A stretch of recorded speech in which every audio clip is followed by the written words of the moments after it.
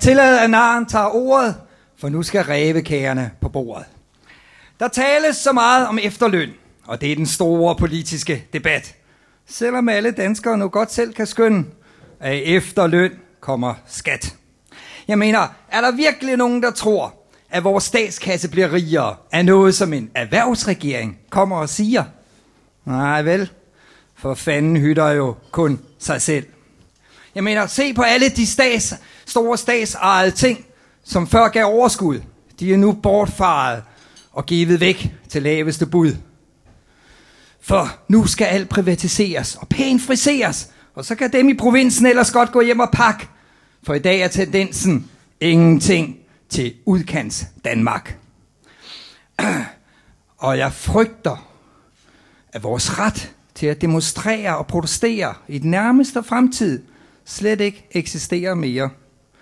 For jeg så i mit fjernsyn forrige år et syn, jeg troede var fjern. Det handlede om demokratiets kår i en tid med en næve af jern. Jeg så 7 mennesker, der stod for at demonstrere. Med en enkelt banner, der blot skulle markere, at jordens fremtid er i fare. Sådan fremførte af en passiv lille skare. Men netop den dag var en præsident på besøg, og al form for uro var dømt til at dø. Så det lille manifest blev behandlet som pest og anholdt og revet i stykker. Og så er det at spørge, for pokker, er vi i fortidens Sovjet, eller er vi i Kina?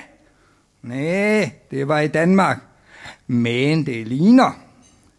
Og så var der et klimatopmøde med alverdens ledere, som kun kunne fragtes på helt sikre steder. Der var fuldstændig ryddet for masserne, med høje hegn og beton på gader og pladserne.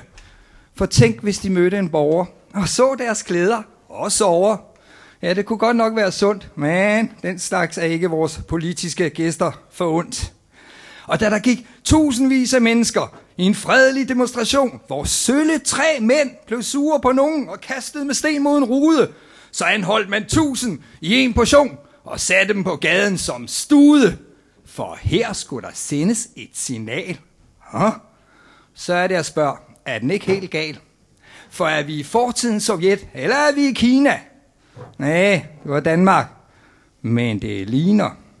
For jeg husker dengang, da krigen var kold, og jerntæppet hang som en fjerdelig knold, og delte verden i øst og vest, og vi fik at vide, at vi havde det sandelig bedst. For øst var ondskabens rige. Ja, man så dem gang på gang på tv sige, at over i det røde Kina kunne 3 små kineser ikke træde ved siden af, uden at 1000 tilfældige blev arresteret, for i Kina var magten dikteret.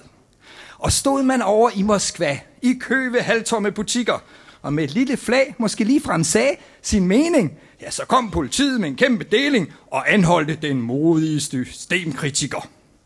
Og verdens folkevalgte fyre kaldte Østblokken for et totalitært styre, hvor folket skulle have lov til at gå på gaden og blive hørt. Og så er det at spørge, er det så ikke lidt skørt? For er det fortidens Sovjet, eller er det Kina, der er forbillede for vestens nuværende politiske klima?